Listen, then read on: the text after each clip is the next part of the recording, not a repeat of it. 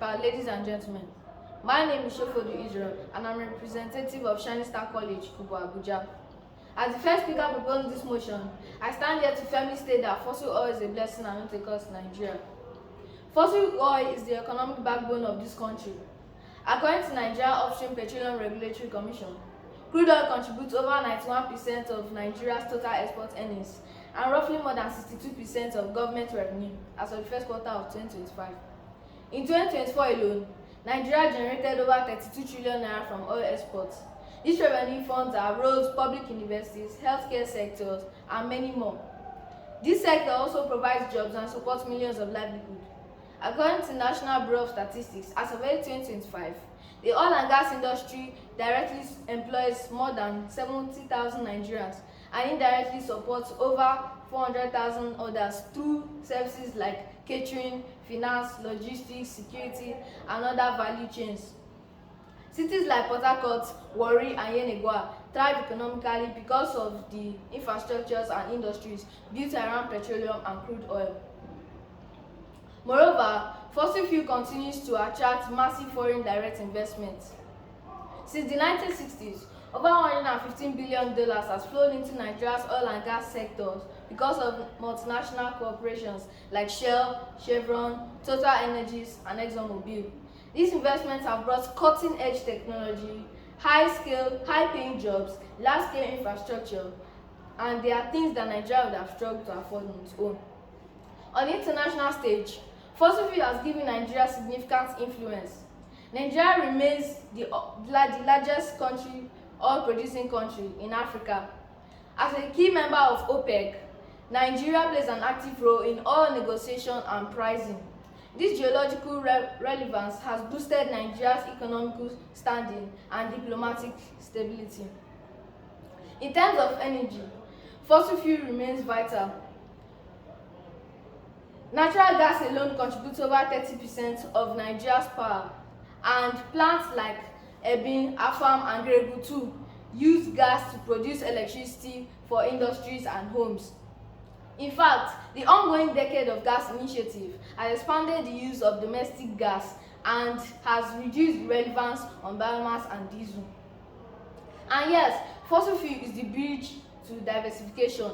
Countries like Norway have used fossil oil wealth to build education, manufacturing, and tech sectors. Nigeria is on that same path. The Petroleum Industry Act, passed in 2021, mandates the reinvestment of oil in economic diversification. Mr. Chairman, blaming oil for Nigeria's problems is like blaming a car for a reckless driver. What Nigeria needs is correct leadership and strong institutions, not abandoning the resource that has brought high-paying jobs, revenue, infrastructure, and many more. In conclusion, fossil fuel has brought us revenue, infrastructure, jobs, massive direct foreign investments, and many more.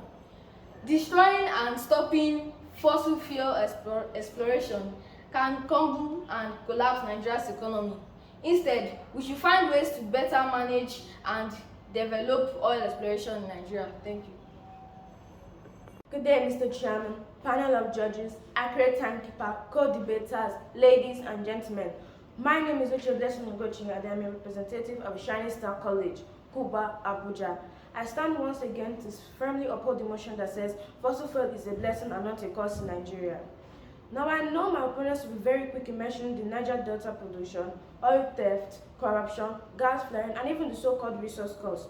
But ladies and gentlemen, let's separate the facts from the fears.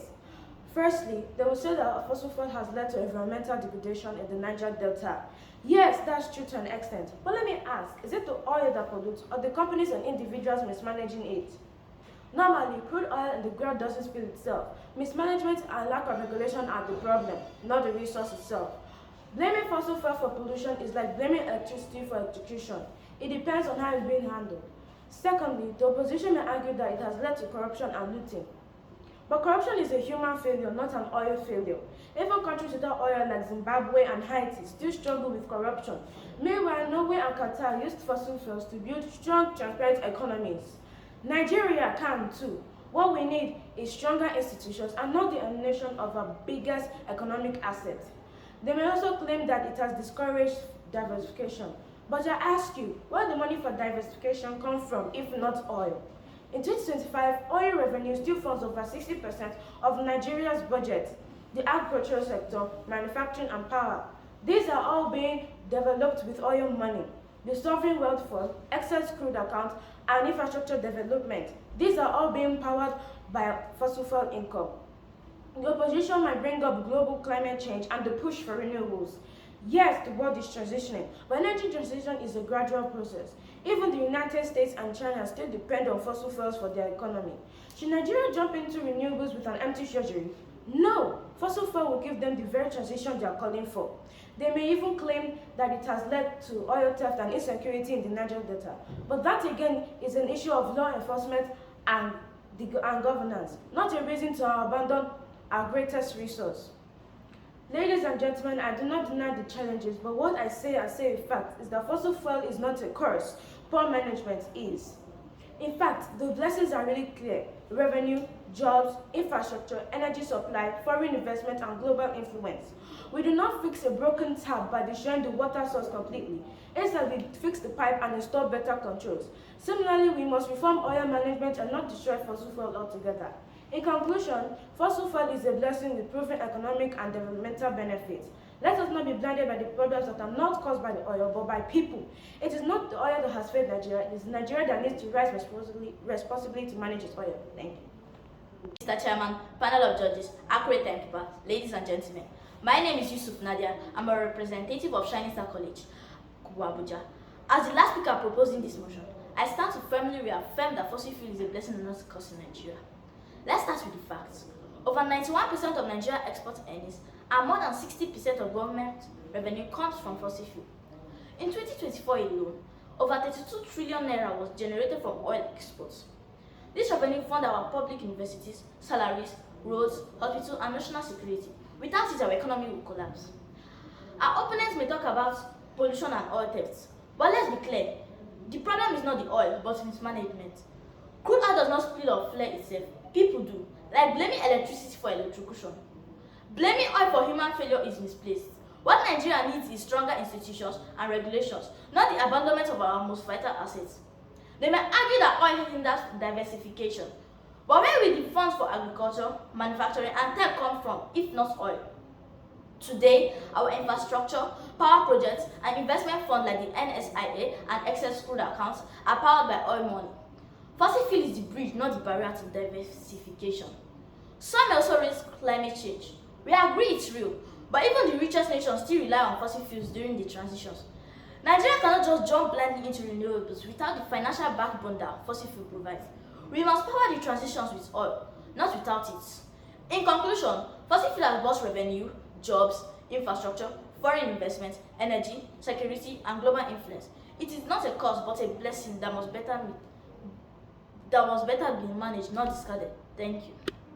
Mr. Chairman, distinguished judges, and esteemed audience, I rise to reaffirm the fact that fossil oil is a blessing and not a curse in Nigeria. Fossil fuel is the economic engine of our nation, contributing over 91% of our export earnings and more than 60% of government revenue. This income funds public universities, roads, salaries, hospitals, and national security. Some challenges such as pollution, corruption, and oil theft are not caused by oil itself, but by poor management and weak institutions. Therefore, oil cannot be blamed for human failure. Critics say fossil fuel hinders diversification, but in truth, it funds it. Infrastructure, agriculture, and tech are all supported by oil revenue, and without it, diversification would be a dream with no foundation. Yes, climate change is real, but even developed nations are still transitioning gradually. Nigeria must power its renewable future using fossil fuel as the bridge. In conclusion, fossil fuel is not a curse. It is a blessing that must be wisely managed and not rejected. Thank you.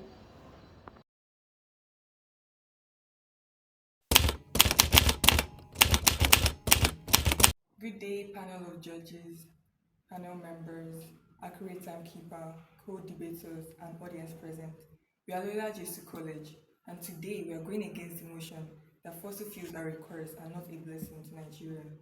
Now, fossil fuels powered Nigerian economy, and according to Central Bank of Nigeria, they account for about 90% of country's foreign exchange. Funds from this are used for schools, hospitals, and even to pay government salaries. Nigeria's economy is very dependent on fossil fuels and is the cornerstone of the economy. Also, fossil fuels account for 60% of government revenue. This revenue is used to construct roads, build schools, and also fund many other projects in the country. Trillions of naira are gotten from fossil fuels. So without this, we actually be lacking lots of funds to go on with many projects. Also, hundreds and thousands of Nigerian citizens are directly influenced by fossil fuel because this aids them with employment. Also, many more are affected indirectly, which include service personnel, transport workers, marketers, and security personnel. Also, according to the World Bank, less than 15% of Nigeria's electricity supply is from renewable energy. This shows that it's not reliable and it's not scalable. Nigeria still lacks the facilities to go on with this, like wind farms and solar panels. So this will not really be the best choice to go on with currently. What our problem really is the government's issues. With mismanagement, corruption, and poor planning, Nigerian leaders have not been able to fully utilize fossil fuels because, seeing country examples like Norway and Saudi Arabia, fossil fuels can actually be used to drive Nigeria's economy to its peak rather than to bring it down. So I'm going to hand over to my next speaker to elaborate on these points. As my fellow speaker has said, revenues generated from fossil fuels have been a significant driver of Nigeria's economy. According to the CBN, oil accounts for approximately 90% of the government's foreign exchange and 60% of government revenue. It also aids in the development of sectors such as education and healthcare, therefore improving the quality of many lives. Fossil fuels also create millions of jobs. According to the Nigerian National Petroleum Corporation, the oil and gas sector alone employs over 1 million people, with countless others benefiting from other industries like manufacturing, transportation, and retail. This has provided much needed livelihood opportunities, especially in the Niger Delta region. Some people say that fossil fuels should be removed and it should be switched to renewable energy. But let's be honest, renewable energy is not yet reliable. Renewables like solar and wind are promising, but they require significant upfront capital and technical expertise. Fossil fuels, however, provide stable, reliable energy. According to the International Energy Agency, fossil fuels account for more than 80% of Nigerian energy consumption. Countries like Norway demonstrate that with transparent management, all wealth can be a tool for national prosperity. Nigeria's challenge has never been the presence of the oil or how it is managed. Strengthening institutions and ensuring equitable distribution of oil revenues can transform our fossil fuel resources from a source of contention to a genuine engine of national development. Thank you. Just as my other speakers have highlighted, the problem of Nigeria is just mismanagement, and I think the solution to this is that Nigeria can use petroleum revenue to drive infrastructural development by building roads and bridges. Good roads reduce transportation costs, improve trade, and saves lives. 2. Power generation. More power means more productivity, more businesses, and more employment. Nigerian government can also use the revenue obtained from fossil fuels for urban development, affordable housing, clean water, internet access, and efficient public transport. This will lift millions out of poverty. I hope with this point I have been able to convince you that fossil fuels is a blessing and not a curse to Nigeria. In conclusion, let's ask ourselves, should we abandon a resource that brings us wealth, jobs, and power? Or should we fix the real problems, that is, corruption, management, and poor planning, and use our resources to build a better Nigeria? Let us not blame the blessing. Let us change how we handle it. Thank you.